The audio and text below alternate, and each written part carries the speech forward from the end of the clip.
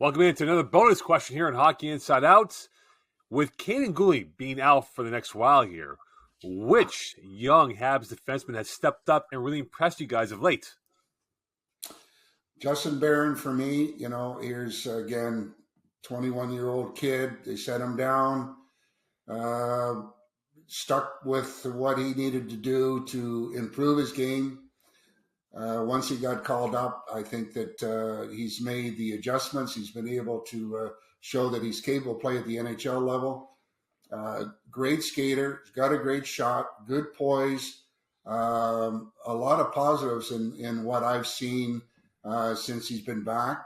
And, that's a huge bonus to have a player like that in your lineup.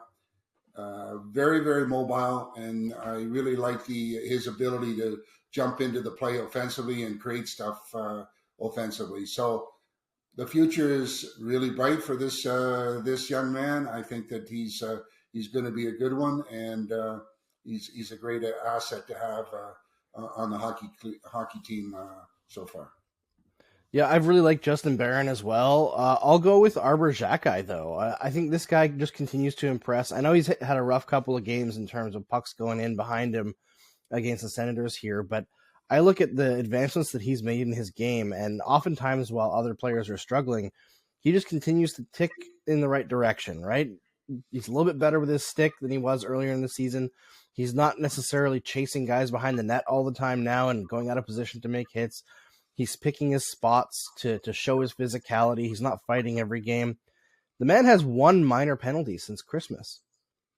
As a guy who has taken almost a penalty every game when he started the season, he's growing into an NHL defenseman at an alarming rate and remains one of the best stories in the last 20 years of the NHL, going from stocking Costco shelves to playing in the NHL as an undrafted player. It's wild. But he's been really impressive to me. Yeah, Xhekaj he's so mobile out there for a big guy. And though skating was a problem, he's worked so hard to get where he is. He deserves all these opportunities he's getting, and he's coachable. As you mentioned, Andrew, he was taking too many minor penalties, and Marty St. Louis talked with him about it, and they disappeared. But he still has that physical presence. He's still an imposing guy on the ice. But for me, the guy is Jordan Harris. I mean, I've liked this kid since the first time I saw him at his first rookie camp, and he really caught my eye. I didn't really know who he was at the rookie camps, just these guys skating around with numbers. You're trying to figure out who everybody is. The modern-day defenseman can move the puck, can skate. He's more physical now. He's filled out since that time. Playing the 4 years at university, I think, really helped him, being in the weight room and eating well and sleeping well and all that kind of stuff for nutrition and becoming physically ready to play in the NHL.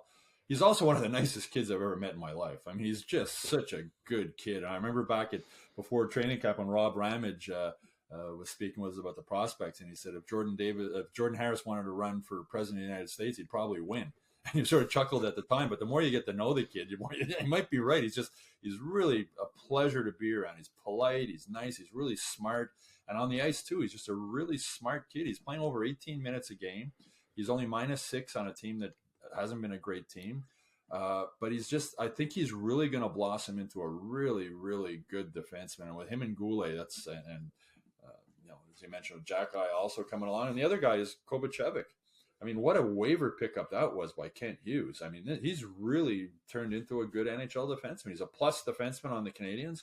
He's just smart. He's a really smart guy when you talk to him off the ice. And fits that mold of what the Canadiens want moving forward. These young, smart guys who are smart on the ice and off the ice. But for Jordan Harris, I think he's just going to keep getting better year after year. And I like what I see from him already, both on and off the ice. If Nick Suzuki wasn't already captain and at a young age, Jordan Harris I could see as a future captain of the Canadiens. He was captain in university. He's just got so many good qualities about him. There's just so many things to like about him on and off the ice. That's why this question is so tough, Stu. Is we've mentioned every young defenseman on the team. Exactly. All of them have been impressive. I know the Canadiens are not a good team right now, but all these kids have, I think, surpassed expectations. And Caden Gooley is going to be the best of the bunch. We're not talking about him now just because he's injured. I was sort of laughing after the Ottawa game. The injured guys come out of the locker room first with their suits on, and it's like every guy has a knee brace. I'm thinking the Canadiens need to get some kind of a sponsorship deal with some knee brace company, because there was like one after another coming out with Goulet and the rest of them, Evans, and one after another. But yeah, I mean, you're right. I mean, the future on the blue line for this team looks really good. They got a lot of really good young prospects here now, and some coming up also.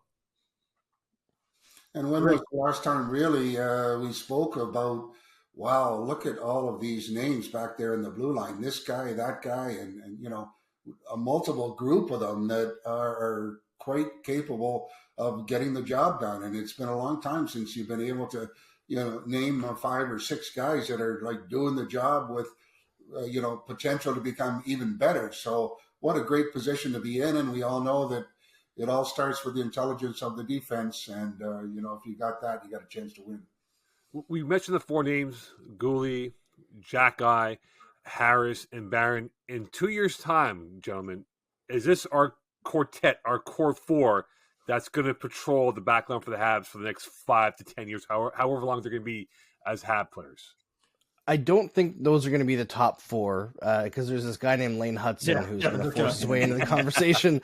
Yeah, I think if you can figure out a way where, you know, I know that because of injuries, Caden Goulet was playing his offside a bit before he got injured there, playing with Joel Edmondson, I believe.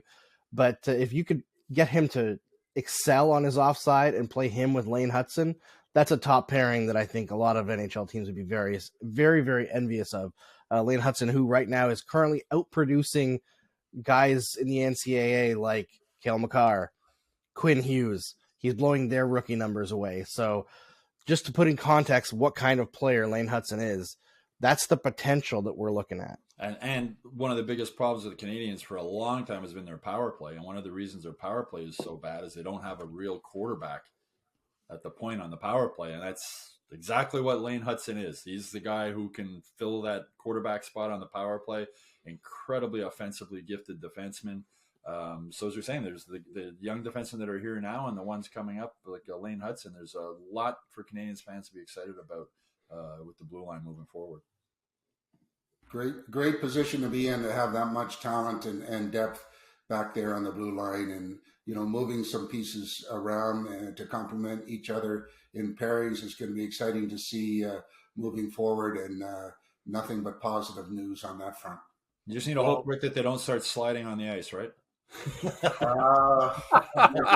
don't get me going on that one. I'm, like I said, I'm old school, but not that old. Well, the future for the Habs defense core looks very bright. And if Lane Hutson brings the sugar to the power play, it'll make it even sweeter for them if he does crack the lineup in the next couple of years.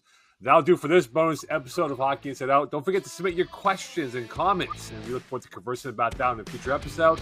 And go check out our stuff on the YouTube page for Hockey Inside Out. And for the newsletter, head on by the Montreal Gazette /MontrealGazette.com/newsletters for all the latest news on the Montreal Canadiens and other things in the NHL. And for full episodes and bonus content, head on by Hockey Inside Out. On behalf of Stu, Andrew, and Rick, wish you a great week. We'll speak to you soon. Bye for now.